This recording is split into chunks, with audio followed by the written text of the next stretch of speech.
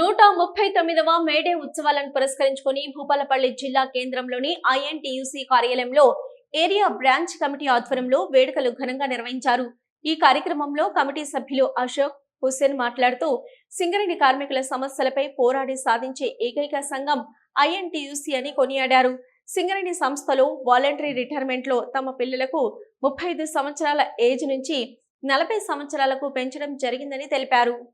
139వ May Day ఉత్సవాలను పురస్కరించుకొని సింగరేణి కార్మికులకు మరియు సంఘటిత అసంఘటిత కార్మికులందరికీ మేడ ఉత్సవాల సందర్భంగా ఐఎన్టీసీ భూపాలపల్లి బ్రాంచ్ తరఫున శుభాకాంక్షలు తెలియజేస్తున్నాము.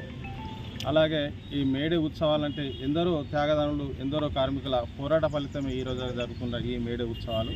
అలాగే మన సింగరేణి పరంగా చూసుకుంటే, యూనియన్ పరంగా చూసుకుంటే ఐఎన్టీయూసీ అదే నేషనల్ లెవెల్లో డాక్టర్ సంజీవ్ రెడ్డి గారి ఆధ్వర్యంలో, అలాగే ఇక్కడ సింగరేణికి వస్తే మన డాక్టర్ మన జనకప్రసాద్ గారి సెక్రటరీ జనరల్ ఐఎన్టీయూసీ వారి ఆధ్వర్యంలో ఎన్నో సమస్యలు పరిష్కరించడం జరుగుతుంది. ముఖ్యంగా చెప్పుకోవాలనుకుంటే 30 సంవత్సరాలు ఉన్నటువంటి ఈ యొక్క 40 సంవత్సరాలు చేయడం అనేది వీఆర్ఎస్ ఏదైతే ఉందో, అలాగే అనేక సమస్యల గురించి ఎప్పటికప్పుడు సిఎండ్ఎండి గారి దృష్టికి తీసుకెళ్తూ పరిష్కరించాలని మావులు చేస్తూనే ఉన్నారు. అలాగే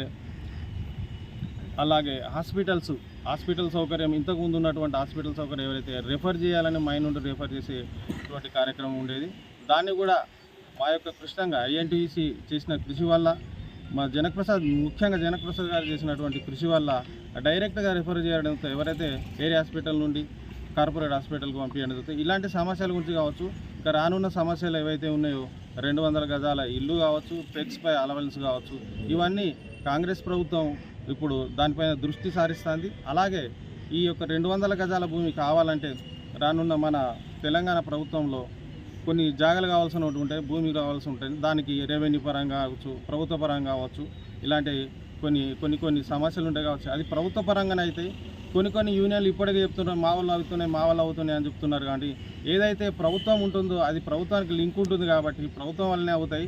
కేవలం యూనియన్ వల్ల ఇప్పుడు సాధ్యమయ్యే సమస్యలు చాలా తక్కువ. ప్రభుత్వ పరంగా పోతేనే ఇవి సమస్యలు పరిష్కారం అవుతాయి తప్పితే యూనియన్ వల్ల కొంతవరకు జరగవచ్చు. కానీ ఇలాంటి పెద్ద సమస్యలు మాత్రం కొన్ని ప్రభుత్వ పరంగానే కావాల్సి ఉంటుంది.